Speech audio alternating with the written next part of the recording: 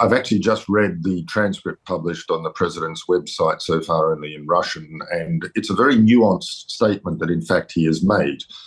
In typical fashion, he said that, of course, in a lengthy exposition in response to questions, the cause of the war lies entirely on Ukraine's side. He's repeated his firm view that President Zelenskyy is an illegitimate president.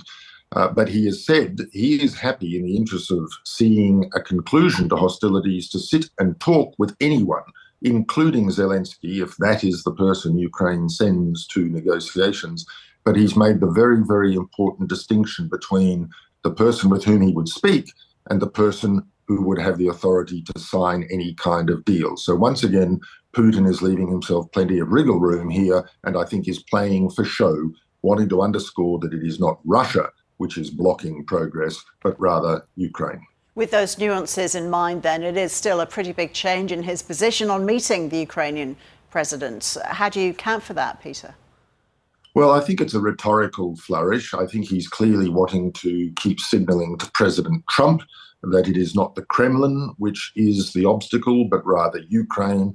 He also, in response to another question from the head of DPA, the German press agency, went on at great length, as he did also with the Spanish agency, about how NATO's rearmament and its more aggressive posture is not contributing to stability. So I think Putin is simply trying to play for time, to keep the process going while he continues to rain missiles, shells and drones down upon Ukraine's civilian population and infrastructure. His words and his actions are in very stark contrast, one with the other.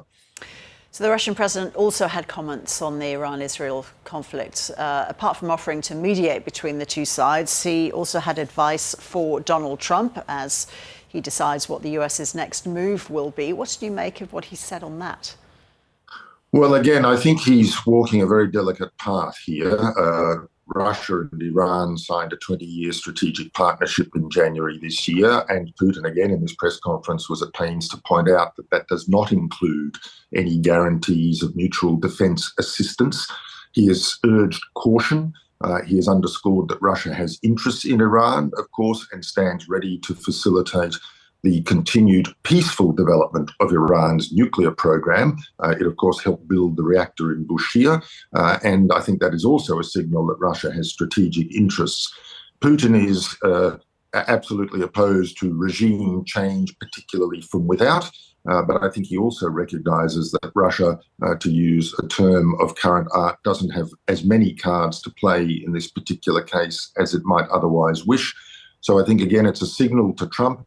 I can try to assist, as Putin would see it, but it's about ensuring that Russia remains postured and positioned as a player with strategic interests recognised by its peers, particularly the United States. So I think it's a delicate balancing act for Putin. He can't do very much in practical terms, but he wants to signal that Russia has interests that ought to be taken into account. Okay. What else stood out for you in this news conference, Peter?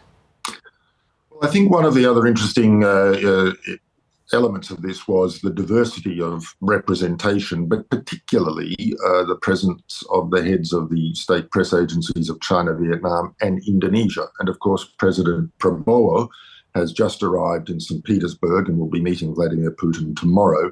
Again, in his response to the Indonesian press agency's questions, President Putin discoursed at some length about the potential for developing relations with Indonesia, particularly in trade and economic and investment areas, the mining and processing of nickel. It's very clear that Indonesia remains an important country for Russia's Southeast Asia and Indo-Pacific agenda. We must remember that Prabowo visited Moscow before he was formally inaugurated and is there now on a formal visit.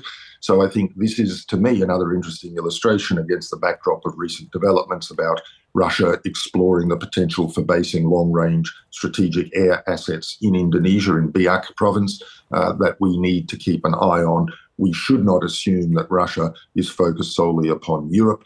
It is an Indo-Pacific presence. It's not going to cede primacy anywhere in the world to any country, including China. And I think the pattern of Putin's visits to North Korea, Vietnam, and this deepening interaction at least rhetorically at this point with Indonesia, is something that means Russia matters very much for our strategic longitudes.